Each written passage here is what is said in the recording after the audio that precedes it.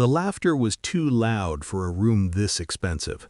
It bounced off the glass walls, the imported marble, the kind of quiet wealth that never needed to announce itself. My father-in-law leaned back in his chair, fingers steepled, eyes sharp with amusement. "We don't need your pocket change," he said. "This is a $50 million business." My wife smiled beside him, not embarrassed, not apologetic, amused, almost proud. I watched her mouth curve upward, the same way it did when she thought she'd won, the same way it had curved when she told me she loved me, when she said forever. I nodded once, calm, controlled. Inside, something shifted. Not anger, not yet, just alignment, like a weapon being cocked quietly in the dark. I slid my phone from my pocket under the table. My thumbs moved without hesitation.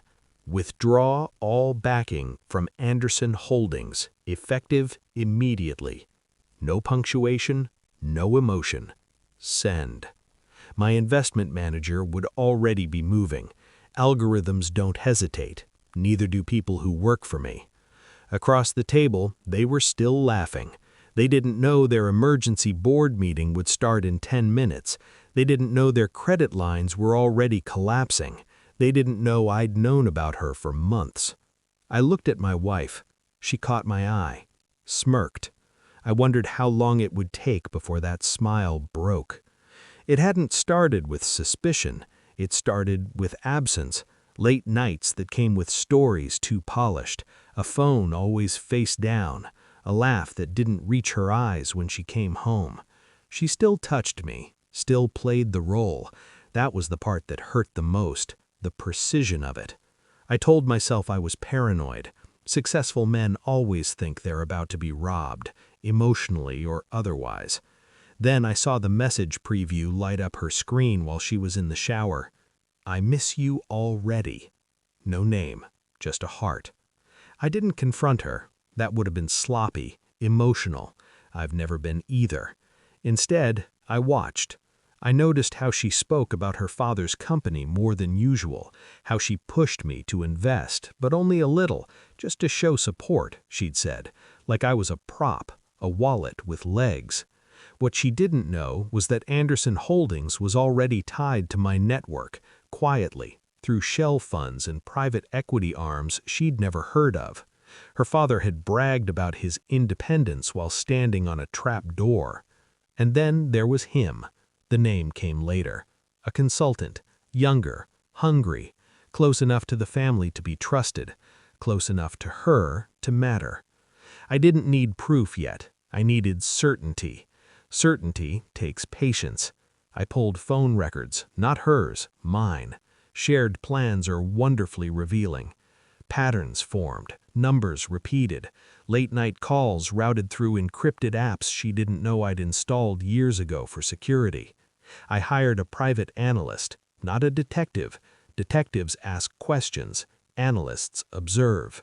Photos came in over weeks, nothing explicit, just timing, proximity, hands brushing, bodies angled toward each other in ways married people don't bother with anymore. I took a DNA test, not for infidelity, for paternity. The results sat unopened in my desk for 3 days. I already knew what they'd say. Truth has a weight. You feel it before you read it. Externally, I played my part. Supportive husband, dutiful son-in-law.